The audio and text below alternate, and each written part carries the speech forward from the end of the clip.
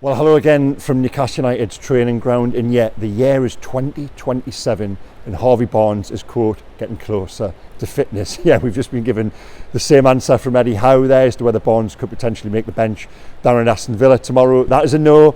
Yeah, I do joke, I think the expectation is there has been no setback. He could be on track for a place on the bench on Saturday, likewise Callum Wilson, but no, neither of those will be involved down at Villa Park, neither will Joe Willock. He's still a little bit behind them. The good news for Newcastle from a fitness perspective is that the groin soreness that saw Kieran Trippier off at Fulham on Saturday, he seems as if he could be okay. Now, the bigger news in terms of fitness, if we can call it that, is Miguel Almiron and whether he will be in the squad for the trip to Villa tomorrow. Now, if he isn't, of course, now it could be connected to the illness, which we do believe there is an illness there. It could be connected to that, or given it is the Saudi Arabian transfer deadline, the likelihood is if he isn't in the squad, that is a massive indicator that he is going to be on his way. When Eddie Howe was asked directly about that, just over my shoulder there this morning, he said he certainly hoped that Almiron would be with him. Now, again, that's not definitive, is it? The information we have is that talks do continue with Saudi Arabian clubs over the transfer of Miguel Almiron. I'll come back to in just a minute and answer our thought from Eddie Howe was very telling with regards to that. But just to wrap up on the fitness news, Jamal Lascelles, he won't be available either tomorrow. He's still got a calf issue. Of course, there's the continued links with the move to Turkey. My understanding at the moment is that, that wouldn't be close. That isn't something Eddie Howe wants to happen. But nonetheless, while he isn't in squads and we are approaching deadlines, that speculation and that uncertainty will remain. Callum Wilson won't be in the squad tomorrow. That isn't transfer related. That is just he still hasn't recovered from that calf problem. And again, that would be a concern. I've spoken so much about Wilson on this video, and you know what I think of him in terms of the ability and how good he is and how big a difference he makes when he is fit. But that's when he is fit, and it lends itself to the talk of transfers. If Newcastle were to get an offer somewhere 15-20 million for Callum Wilson, I honestly think it would make sense to do business, even in the isolation of this window, if they could then hurriedly scramble someone else to come in. I dare say they are looking at those options. They will have those contingency plans available to them. Listen, the likelihood remains that won't be the case.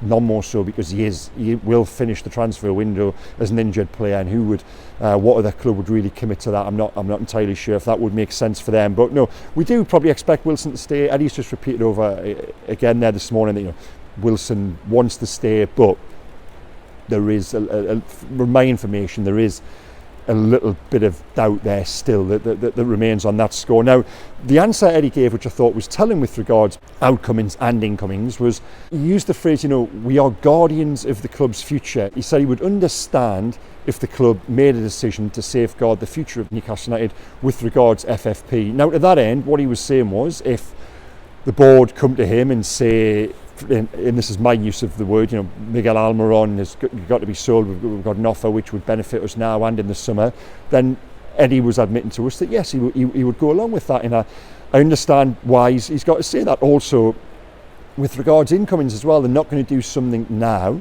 that would potentially harm the club down the line when it comes to an FFP sanction. So yeah, Eddie was pretty strong on that. He used the phrase that it would be impossible to bring a player in this window without one going out first. Then in the same breath said that if he had his way, you would probably want the window to shut now and keep the squad that he's currently got intact. So there you go. I've come out of that there thinking that if you were to push me and say what is most likely to happen this window, I would perhaps say no movement. But again, the Almiron is the one which is still there. And if Newcastle were to get a package, a fee that made sense to them, I do think Eddie would be told that the player was perhaps going. Now, with the reports this morning that Newcastle had made an approach for Jacob Ramsey, Eddie was asked about that a couple of times directly this morning. He said that is incorrect. I'm never really one to, it's not my business, my game, my want really to knock down what other people write. Absolutely not. That story could well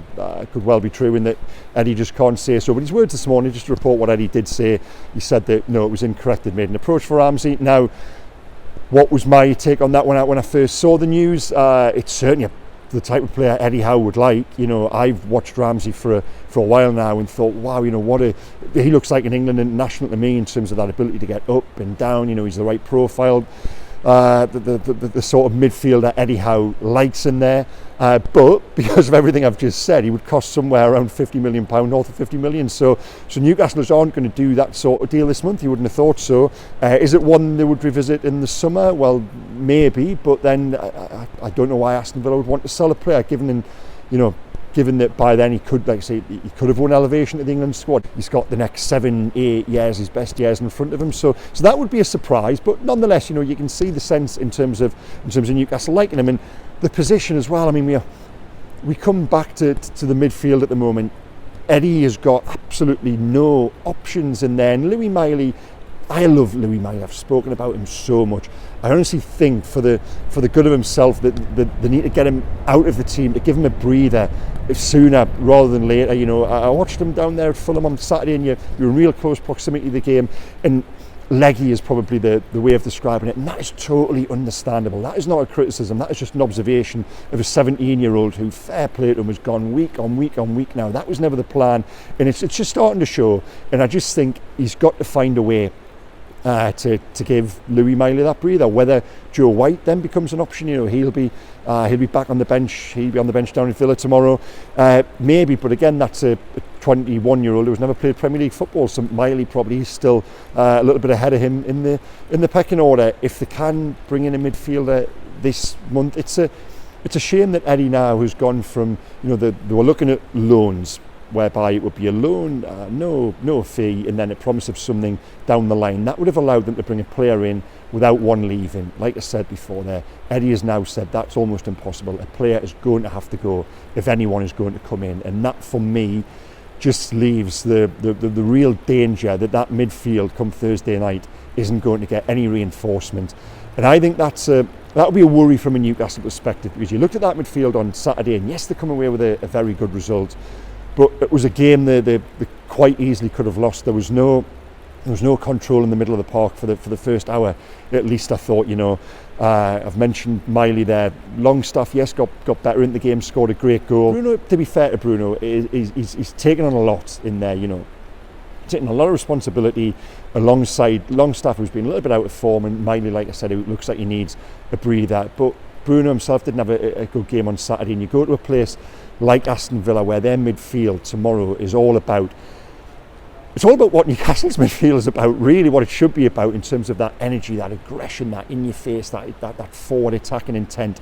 I watched Villa in the summer play Newcastle out in I think it was Philadelphia, and they were brilliant that day. They ran all over Newcastle's midfield. Fast forward 3 weeks, and Newcastle's midfield then ran all over Villa on the opening day of the season. But I did think on that opening weekend we saw two good teams, and the 5-2 scoreline wasn't necessarily reflective of where the sides were at. Sir Alex Ferguson came out after that weekend, of course, and said that Aston Villa were the team who impressed him most, and everybody laughed. Well, yeah, Fergie was right, and not for the first time.